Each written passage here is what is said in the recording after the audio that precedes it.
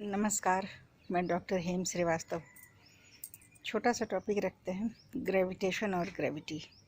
क्या है ग्रेविटेशन, क्या है ग्रेविटी? हम जानते हैं कि ब्रह्मांड में अनेकों तारे और ग्रह हैं, उपग्रह हैं, और हम यह भी समझते हैं कि सब में कुछ न कुछ आपस में आकर्षण है, कुछ न कुछ आपस में अट्रैक्शन का फोर्स है। यही वजह है कि धरती पर भी ज्वार भाटा होता है। नदियों का और विशेषकर समुद्र का जल चंद्रमा के आकर्षण से उठता है, थोड़ा ऊंचे को जाता है, इसको कहते हैं ज्वार। और जब आकर्षण ये कम होता है तो फिर वो पानी गिर जाता है, नीचे आता है, इसको कहते हैं भाटा। तो ये चंद्रमा और पृथ्वी का परस्पर आकर्षण है, और पानी द्रव है इसलिए उस पर आकर्षण का प्रभाव दिखाई देता है, इस फोर्स का असर दिखाई देता है।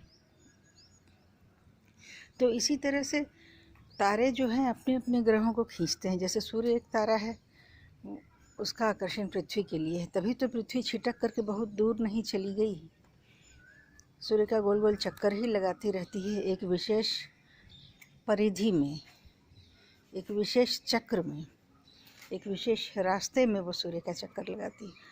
और पृथ्वी से बने हुए जो उपग्रह होंगे वो पृथ्वी का चक्कर लगाते हैं, जैसे चंद्रमा।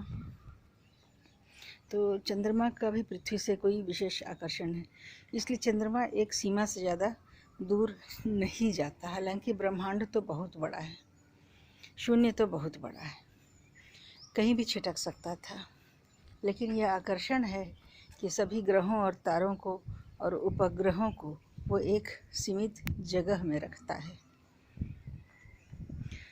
तो ये जो आकर्षण है परस्पर, ग्रहों का, तारों का, उपग्रहों का,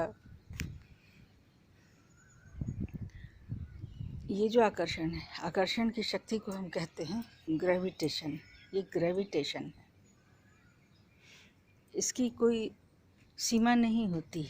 हर ग्रहों का आपस में आकर्षण, ग्रह और तारे का आपस में आकर्षण, या हो सकता है कि ढेर सारे तारों का भी आपस में आकर्षण हो, तो इसकी कोई सीमा नहीं होती।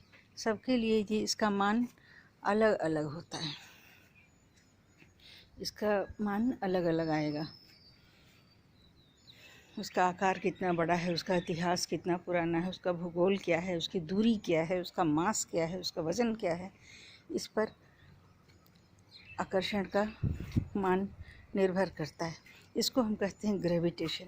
यानी कि सूर्य अगर पृथ्वी को खींच रहा है तो ये है ग्रेविटेशन, और पृथ्वी अगर चंद्रमा को खींच रही है तो ये भी हुआ ग्रेविटेशन। पृथ्वी अगर मंगल ग्रह को अगर खींच रही होगी तो ये भी होगा ग्रेविटेशन। पृथ्वी अगर बुध को खींच रही होगी या बुध पृथ्वी को खींच रहा होगा तो ये भी होगा ग्रेविटेशन। लेकिन हम एक चीज़ देखते हैं कि हर एक उपग्रह में, तारों में आपसी आकर्षण के अलावा दूसरा आकर्षण भी होता है, जो कि अपने कणों के लिए होता है।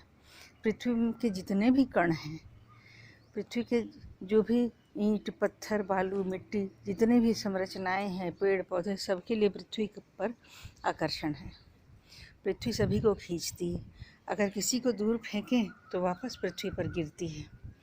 तो जिस शक्ति से ये खींचा जाता है, कोई भी वस्तु खींची जाती है पृथ्वी की ओर, पृथ्वी से ही बनी हुई वस्तु पृथ्वी की ओर ही जो खींची जाती है, जिस शक्ति से, जिस फोर्स से, उसको हम कहते हैं ग्रेविटी।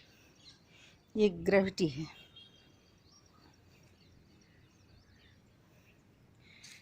तो ग्रेविटेशन से अलग है ग्रेविटी। अगर हम पृथ्वी से कुछ फेंकें, कोई पत्थर ऊंचे उछालें धरातल से, तो कुछ आकर्षण है जिसके के कारण वो पत्थर वापस आके पृथ्वी पर गिर रहा है, तो इसको हम कहेंगे ग्रेविटी। ग्रेविटी का मान होता है FPS सिस्टम में 32 फीट पर सेकेंड स्क्वायर, और CGS सिस्टम में यह है करीब करीब 980 सेंटीमीटर पर सेकेंड स्क्वायर। तो ये है ग्रेविटी। फिर मिलते हैं अगले वीडियो में इसी तरह के टॉपिक के साथ, अपनी राय देंगे और सुझाव देंगे। जय हिंद, जय भारत।